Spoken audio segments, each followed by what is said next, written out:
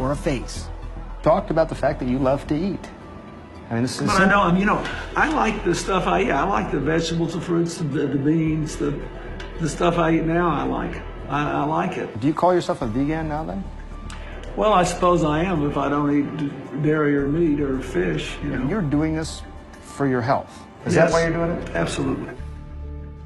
Clinton's dietary guides, Dean Ornish, and this guy, Caldwell Esselstyn, at the Cleveland Clinic. Every month, the 77-year-old Esselstyn holds a day-long seminar, attracting doctors and heart patients from across the country, like Sharon Kintz, a retired private investigator from Canton, Ohio. Kintz had a heart attack 6 months earlier after a coronary artery became completely blocked. What Kintz did next may surprise you. She turned the surgeon down cold, said no to open heart surgery, and decided to take a chance using food as medicine.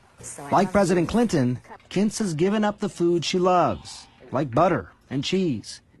She's betting her life on Dr. Esselstyn's diet. She had a heart attack. Oh, yeah, I know. You know Sharon. Oh, yeah. Doctors recommended she have an intervention. She's not doing it. Is there a downside? Could she be putting herself at risk? No.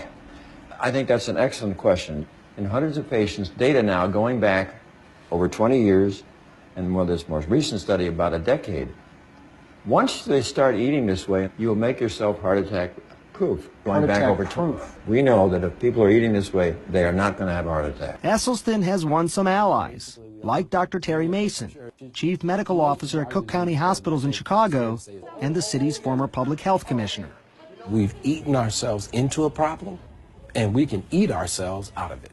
Esselstyn thinks heart disease is completely preventable, no matter what sort of family history you have, simply by eating right. During his research, he came upon a stunning fact.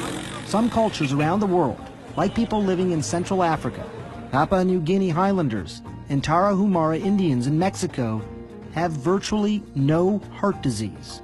None. So what can we learn from them? You have some easy-to-remember adages about how people can decide what they should or should not eat. We know what they shouldn't eat. That is oil, dairy, meat, fish, and chicken. What do we want them to eat? We want them to eat all those whole grains for their cereal, bread, and pasta, beans, vegetables, yellow, red, green, and fruit. Now, what particular vegetables do we want them to have? Bok choy, Swiss chard, kale, collards, collard green, beet greens, mustard green, turnip greens, Napa cabbage, Brussels sprout, broccoli, cauliflower, cilantro, parsley, spinach, and arugula, and asparagus. And I'm out of breath. President Clinton's diet, no meat, no dairy, almost no oil, got me thinking how different what he's eating now as compared to what he used to eat, and what most of us still eat. Make a habit of high-fat, high-cholesterol meals like this, and you can physically see the beginnings of heart disease. I was curious about the science behind Dr. Esselstyn's claims, so I dug up some of these peer-reviewed journals. They're small, just a handful of patients, but the results are pretty impressive. In one study here, patients on the Esselstyn diet and cholesterol-lowering medication had no heart attacks, had no coronary events of any sort after 5 years.